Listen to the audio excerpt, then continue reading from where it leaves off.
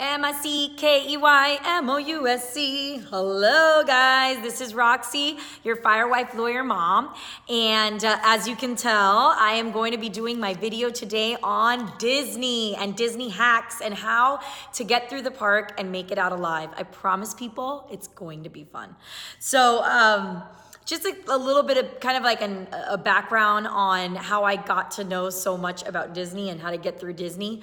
My kids have been going to Disney since they were 1 year old, and we felt like Disney was the only place we could really take our kids, that they would have some fun, a lot of fun, and like we can actually, you know, it's very parent friendly, people with kid friendly. So we really want to take our kids to much more, you know, trips in the future that include like going to museums and all of that stuff. But when our kids were little and babies, we felt like really Disney was the only place we could really take the kids at, you know, they would actually enjoy it. And we didn't really want to spend money on going to like Washington, D.C. or New York City or whatever. We really wanted to wait for our kids to become older so that they could really appreciate all of the different things that they can see when we travel.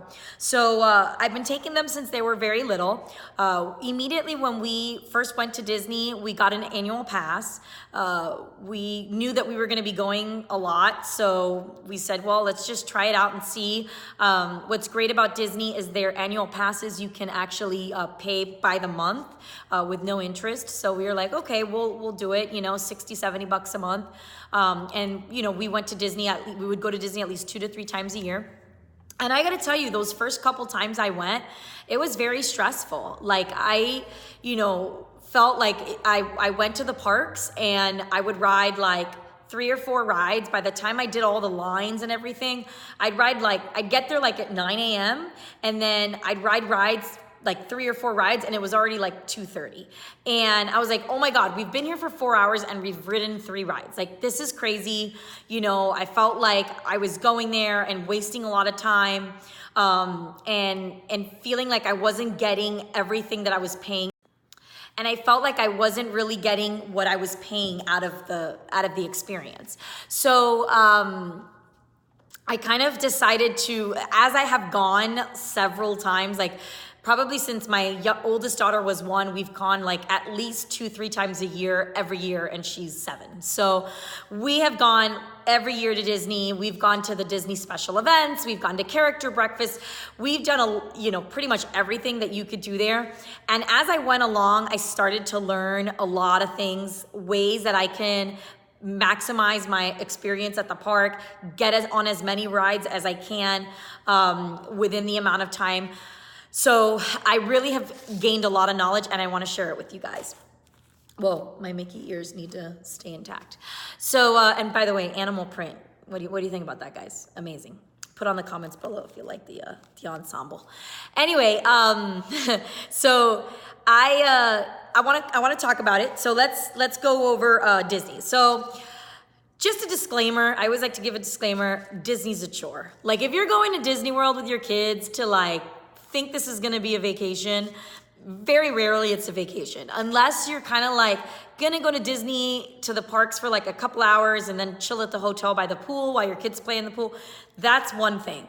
But if you wanna go and be in the parks all day and get as much out of it, ride as many rides, do all of that, it's not easy. I gotta say, you know, I come back from Disney and I kind of need a vacation after, and I'm sure you guys must feel the same way. But I'm exhausted. You know, it's so much, and you're trying to do so much just so that the kids can get such a great experience that it could be really exhausting. So that's the bottom line. I think we have to just recognize that Disney's a chore, that we're not going on vacation. And I think that'll help with the frustration a lot that, you know, we feel when we're in there. I mean, I sometimes like sit on a bench at Disney. And people watch, and I totally recommend that you guys do this. It's actually the most entertaining thing. But you sit on any bench, like whatever, like there's a bench in front of the Small World ride, and you see these parents, and they're literally like going insane. Like they're yelling at their kids, and I'm not saying that I don't yell, because I yell all the time. But you know, they're just so frustrated, and it's almost like I'm wondering, are these people realizing they're on vacation? Because it sometimes feels like they don't look like they're even having a good time. And so, kids, I don't know what happens in Disney. I don't know if it's the air or something or the water there, but like kids get extra bratty. They get just obnoxious in Disney. And it takes, I think, some planning to kind of, not saying that you can eliminate it because kids are kids and they're going to do what they do, but to at least try to like make the whole thing a little smoother. So I'm a pass holder, as I said before, and I kind of have done the numbers. If you're going to go to Disney at least 3 to 4 times a year, the pass holder, definitely the annual pass pays for itself. So remember, with your annual pass, we get I think it's the gold one, where it has the blackout dates are really dates that we would never go. Like, we'll never go on Christmas Day. We'll never go on Easter. We'll never go on Thanksgiving. Like, we'll never go on those major holidays. But our pass, pretty much, like July 4th, we can go. So we don't have like the top pass. We have the gold one. I feel like that's the kind of like the best deal, and you get all 4 parks. There's other passes, I think, that have the water parks and stuff. I'm not that into water parks, but that's for another video. But we have the gold pass, and with the gold pass, we get 3 fast passes per person. So I get 12 fast passes. Okay, so if you have a family of 4, each of you get 3 fast passes per day per park. So like, you can't get a fast pass for Magic Kingdom and then 2 fast passes for Hollywood Studios that same day. You can't do it. You have to be married to a park. And I'm totally with the being married to a park per day. I feel like that is the kind of the best way to go, because when you go into like Magic Kingdom, Animal Kingdom, you want to make sure that you're like getting everything out of the park before you move on to another one. The only exception to that is if I'm in a park all day, we will like go to dinner and then we'll go watch fireworks at another park, which is great. That's part of the annual pass. And if you don't have an annual pass, but you have a park holder, a park hopper, you'll be able to do that too. So what we usually do as far as our itinerary is, we'll pick 1 park per day. So if we're there for 3 days, we'll go, Magic Kingdom, Animal Kingdom, and Hollywood Studios. We'll do that. I don't do too much Epcot. If I do Epcot, it's really only to watch the fireworks and kind of ride a couple things at night. Number 1, it closes really early. I just feel that there's not a lot of rides there for kids. Like, I don't know what they're doing with that place, but they have to revamp it, and I hear that they are. So, because I just, like, there's a Frozen ride, but then it's, all around the world, which is great if you want to go with a bunch of couples for food and wine, but for kids, they kind of like get lost in it and they don't really care. I mean, at least that's my experience. So we don't do Epcot a lot. We just pretty much do it for the fireworks.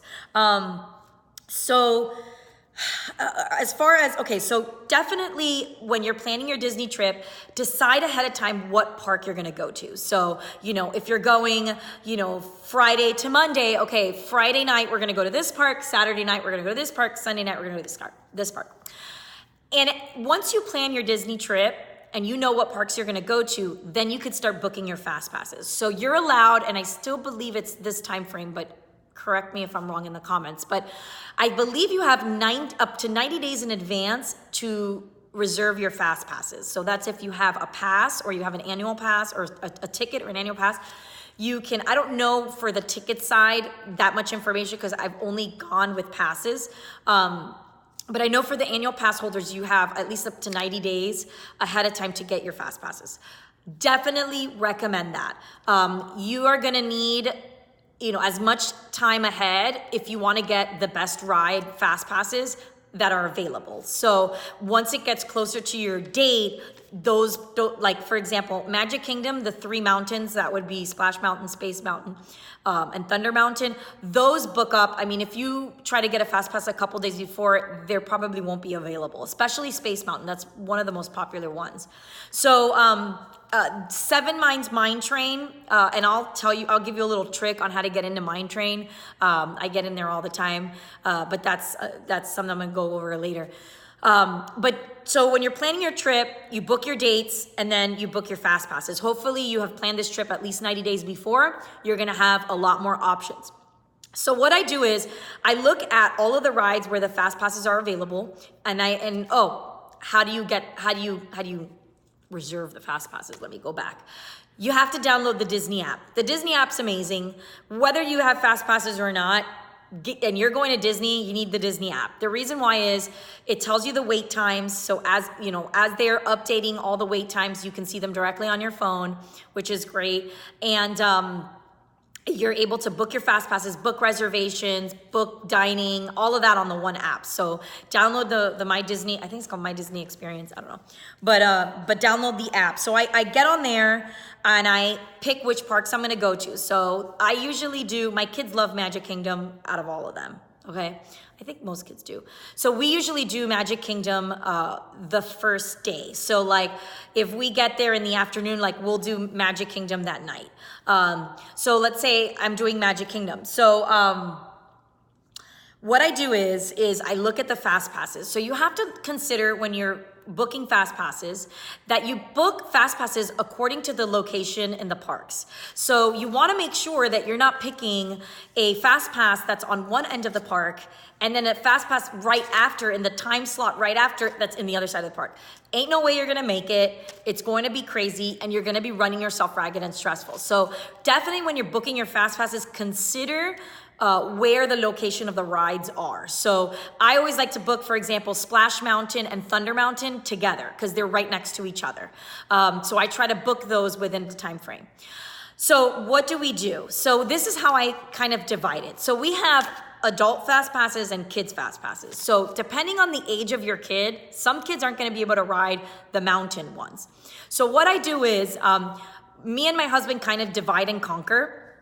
And so what we do is I will book fast passes for my husband to take my little one on the little kiddie rides, okay? And then I usually book the bigger rides for me and my older daughter because she rides all the roller coasters and stuff. So so we don't ever book like 4 fast passes in a row because you know, usually you'll have kids at different ages, so you don't want to like waste a fast pass on a Dumbo ride for a teenager when in reality, or for even a kid that's 10 or 11 when they kind of maybe grown out of it. So, you know, we don't, unless there's very short wait times, we usually don't ride as an entire family, one ride. You know, we're a togetherness family, like we like to be together, but it's just not an efficient way to get through Disney. So what we do is we book the, so I'll book my fast passes according to the location and then according to location of the rides. And then I try to book them like back to back. That's the easiest way because, you know, you don't want to get a fast pass at 9:30 in the morning and then another one at 6 because the reality is you're not going to want to be there all day and sitting there waiting. The most important fast passes in Magic Kingdom to pick, first of all, before I go there, and I'm sorry I'm jumping all over this because I've got this list. One thing you gotta know is you've gotta go to the park early. Like, I tell you that there have been times I've gone to Disney and I have ridden all of the rides in literally 3-4 hours. I could ride pretty much every ride in the park as long as I get there when the park opens. I know sometimes it's hard for people, especially if you do like a character breakfast, you know, those things kind of run long. But if you can avoid the breakfast, and I'm gonna give you ideas on the best character dining that there is, that it maximizes the characters that you see, has the best options, good prices, so I'll get to that. But go early, especially if you have little kids, like 9 and under. Go early. You know, the park opens at 8 o'clock. Some people, I've heard, I've never done this, but some people reserve dining, like the character dining in Magic Kingdom, for example, they will open like prior to the park opens. So if you have a dining reservation for before the park opens, people reserve it. I don't know if this is a good thing, but people reserve it for like $7.45, but then they cancel it. They take the $25 charge that they charge you for canceling the reservation, but then they're already in the park before it opens. So they can literally run to the most popular rides and get in. I've never done that before. I just heard about it, but my recommendation is get there early. Get there early, you get better parking. It's much easier to maneuver on the park, and you could get a lot of rides done in the first couple of hours that the park's going that you will not then have to waste a fast pass for.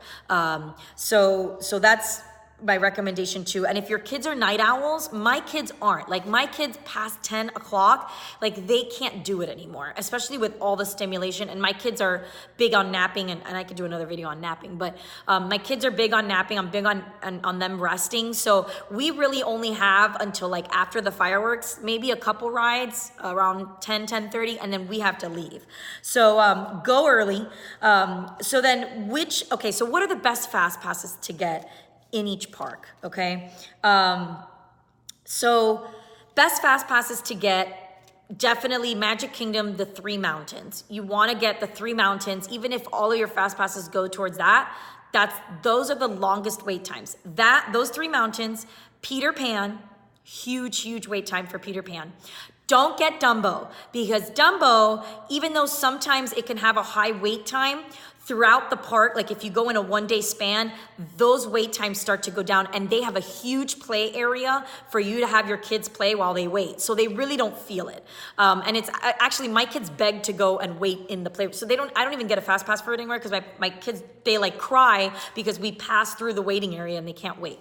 So, and they can't play. So, definitely the 3 mountains, 7 Mine Train is a huge one. That one is really difficult to get. It usually sells out like right when they open up that day for fast passes. If you're like at midnight that day, that you have that 90-day window and you're able to get it's amazing. But if not, while you're in the park, okay, and this is something a lot of people don't know, but when you're on the Disney app, while you're in the park, keep on refreshing those fast passes, like keep on, let's say you have a fast pass that you kind of got because you needed to fill one of the extra spots, but you don't really care to go on it. Well, click on modify that fast pass and refresh it throughout the day. They have these numbers that go on the top, the times that go on the top. So it'll say like, if you add a fast pass, it'll say like morning, afternoon, and evening, right? And then it'll have like, 8 o'clock in the morning, 9 o'clock in the morning, 10 o'clock, and you choose each of them. So what I do is I touch through each of those, and it refreshes constantly. So if somebody lets go of a fast pass, boom, it appears right on there, and you can get that fast pass. So I do that a lot for the Mine Train, because the Mine Train really, excuse me, doesn't get full. Gets full, and there's no fast passes for it. So sometimes I've gotten really lucky and I get a fast pass just right then that day. So what I do is I get fast passes for the 3 mountains and I get Peter Pan. Those are the 4 top rides that get extremely booked. So definitely, sorry, I have a cough. Definitely get those. Then what I do is I never do the fast passes for visiting the characters. And I'll tell you why. If you wait until if you're able to stay till the nighttime, those wait times usually go down at night for the waiting of the characters. Not only that, sometimes in between fast passes, I'll take kids on other rides that don't require a wait time, and my husband will stand in the line. This is all divide and conquer, and this is how you do it, So I'll have my husband waiting in the character line, because regardless, he's watching sports on his phone or whatever, and I'll take the kids to other rides. But when we're done with those rides, he'll text me, hey, I'm up at the front, and we'll go and we'll meet him there, and that's already one ride we don't have to deal with or waste a fast pass on. So it's really about, so once you've booked your fast passes, then you start to look at, okay, where are my fast passes in that location, and what rides are around that location that I can hit while I either am waiting for my fast pass to start, or I just finished mine and I have to wait for the next one. So that's what I try to do. So like, for example, if I have a fast pass for Peter Pan, I won't go to Small World until closer to my fast pass of Peter Pan, because it's right across. So that's what I'm talking about. Making sure that you are strategically going through the park where you're not walking from one area to the other. Another thing is, use the train, okay? The Disney has a train, the train you see in the front, it doesn't just show up in the front. It actually circles the entire park. That train can take you to the different Frontierland and Tomorrowland. So it can take you to the different ones and you don't have to walk the entire park, especially if it's hot. The only problem is that they have this big problem with bees there. I don't know. There's like bees all over that train, and I'm always like worried I'm gonna get stung. Maybe I will put that in my kit, have like one of those bee nets. But anyway, it's a great mode of transportation to take you around to the different sections of the park. So definitely that's for Magic Kingdom. For Hollywood Studios, so I only get fast passes for the Aerosmith roller coaster, the what's the other one that I get a fast pass for? I don't get fast passes for the shows, and if I do, well, actually, I do get fast passes for the show, but I only get one, and I'll tell you why. Because you don't need to get all four of your family a fast pass for the shows, because if you get one person, what I do is I get one person the fast pass for example, the Frozen show, and then they walk in, they save us seats, we go through the standby line, and bam, we're in, and he's saving our seats for us already in there. So that's already, so there's the big shows there are the Little Mermaid, the four, Little Mermaid, Disney Junior, Beauty and the Beast, and Indiana Jones, and the Frozen. So those are like 4 or 5 shows. 3 of the fast passes I will give to my husband, and he'll be the one that holds the seats. And then I'll use the other fast passes for Slinky Dog is a huge one. Gotta get a fast pass for that. If not, if the only other alternative to ride that ride quickly is if you ride that ride first when the park opens. Usually when the park opens, the ride starts at they put 45 minutes as the wait time, when you're like, wait a second, the park just opened. How is it already 45 minutes? I ran in here. Everybody else is here. But I think they do that to kind of not have a mad rush to the ride. But I have gone there where it says 45 minutes really early in the morning, and I've really only waited 20 minutes. So if you're going to Hollywood Studios, first ride you ride on is Slinky Dog, and the saucers. I'm not big on the saucers because they spin and make me nauseous. But that area, that new Toy Story Land, gets very full quickly. So if you get there early in the morning, tackle that area first. So that's pretty much what I do for Magic Kingdom.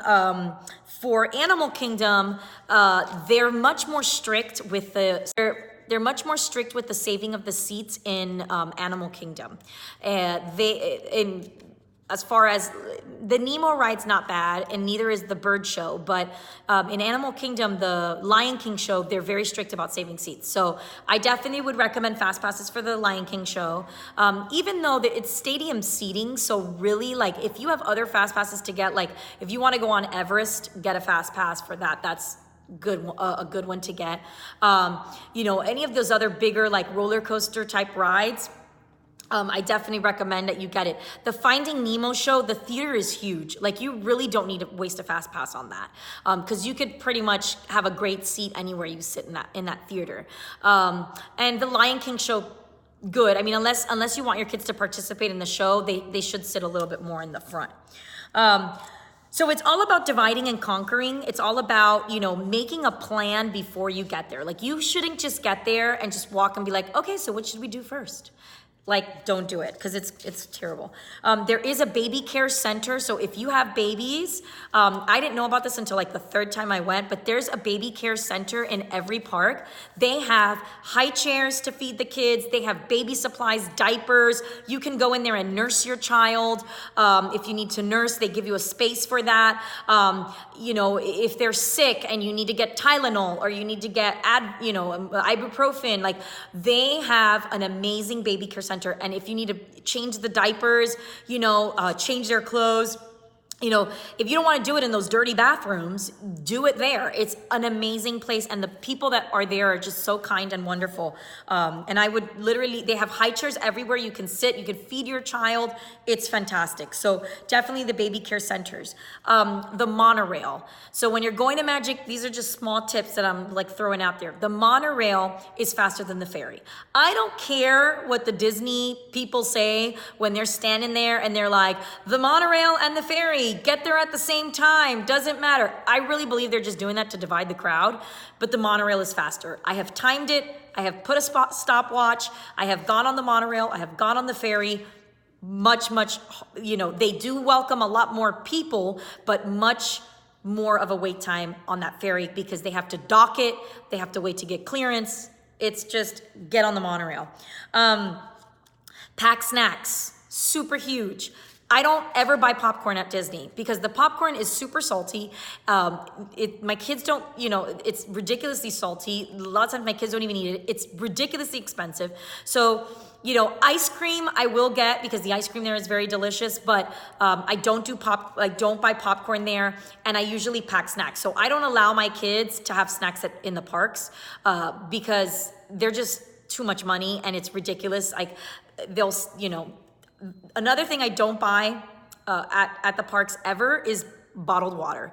The bottled water there, it's Dasani, which is, it's okay. I mean, whatever, but it's ridiculously expensive. Like for what they sell 2 water bottles for, I can buy a case at Costco of water.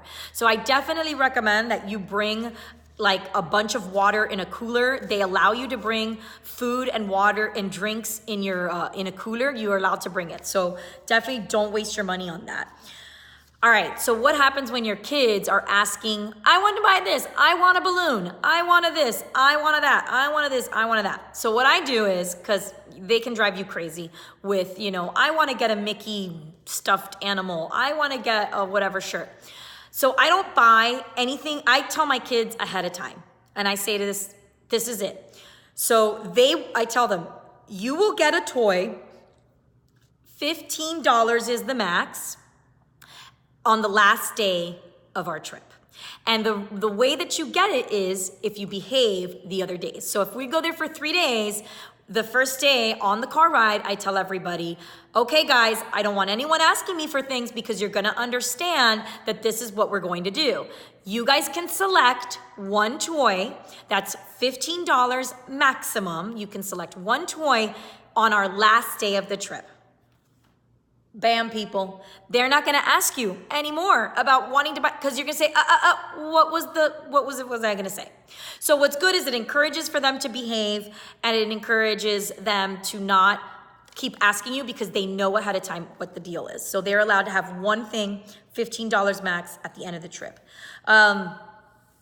What else? So the good restaurants in the park, I don't know what's up with Disney, and I say this all the time, but Disney's food. I don't know, Disney. Do something. The food is terrible. It really is. Like, it's just the quality, and it's not even like I'm a cheapo, because I'm not really considered that cheap of a person. But dude, the food sucks. It's horrible. So I usually pack my lunches because I just don't like the food there. But if you have to eat there, the best places to eat in each park are as follows. Magic Kingdom, the only place I would have decent food at is Tony's Restaurant, which is an Italian restaurant at the entrance of the park, and the Pinocchio restaurant, which is right next to the Small World ride, has amazing flatbreads. That's probably the best decent food that you have at Magic Kingdom. Hollywood Studios also has a good pizza place. I don't know what it's called, but it has a good pizza place. And their, what other restaurants are good there?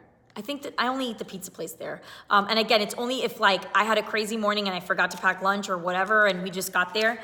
But I would eat there. In Animal Kingdom, there's Pizzafari. That's the most decent place I will eat there too. And then they also have some pretty good like in the like Thailand, Asia section or whatever. They have some pretty good like food items, but it's more for adults. Then in Epcot, I really don't go that much, so I wouldn't know too much about Epcot. But the restaurants that we usually go to are around the area outside of the parks. So Celebration has some really good restaurants. There's one called Cafe Di Antonio's that we frequent a lot there. It's an Italian restaurant, really kid-friendly. We go to Rocco's Tacos. There's a lot of restaurants on Sand Lake Road. Sand Lake Road has a lot of great restaurants. And, you know, we don't do too much the character breakfasts. We kind of have gone to all of them already, and I really don't want to keep spending money on them if my kids have already been through that experience. So, but I got to tell you, the best character breakfast I believe in all of Disney is Mickey's Backyard Barbecue. It is in Fort Wilderness.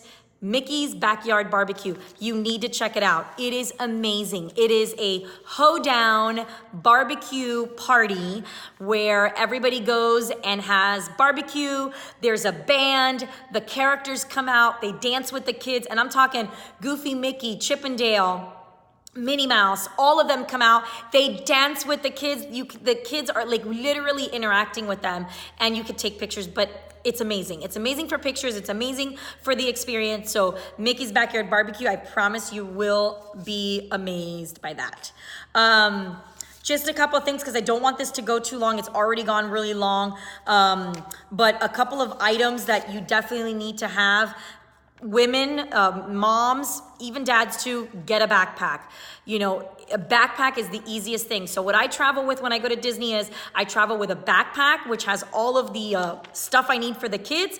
And then I also have a crossbody little pouch where I keep my valuables. The reason why is I can leave that backpack in the stroller and it doesn't have valuables in it. I don't have to worry someone's gonna take it, but my crossbody is what's gonna have my wallet, my keys, my phone, my important stuff, and that's what I take with me to the lines, to wait in the lines. But then I leave the stroller with the backpack with all those essentials, and I don't have to carry that everywhere I go.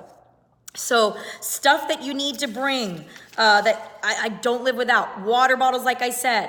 A picnic blanket. They have these like small compact ones because if you're gonna watch a parade, if you're gonna watch the fireworks, you don't wanna sit on that dirty street. Definitely bring ponchos in Florida, especially. I don't know about Disneyland, I've never been there, but in Disney World, you need to have an umbrella or a poncho. They sell these really cool stroller umbrella canvases, which I've never invested in, but it's a great idea. A fan. You need to bring fans for the kids. Those strollers, guys, those strollers get really, really, really, really hot. Bring a fan. Sometimes they have ones with the clips. Get those. Change of clothes for all the kids. Whether or not they're potty trained, someone's gonna spill an ice cream on something, get wet and Splash Mountain. Bring a change of clothes. So important. Snacks, like I said, popcorn. And that's about it. I can do another video just on what I put in my Disney bag. I'm actually going to Disney next week, so I will give you a little bit more detail on what I pack over there to get there. So I will give you a list of what I bring to Disney World, and that'll be a separate video. But hopefully this has been helpful for you guys. Definitely, you know, bring your A game to Disney because it is a lot of work, but when I do it in the planning that I do before I get there really helps me to have a wonderful time. I really enjoy it. I'm not as exhausted. I'm still exhausted, but I'm not like frustrated, which I think is the most important thing. And Disney doesn't have to be because you're already spending so much money to get there. So if you guys have any questions about Disney, about what I do, about anything that I talked about, leave it in the comments below. Love you guys. Bye.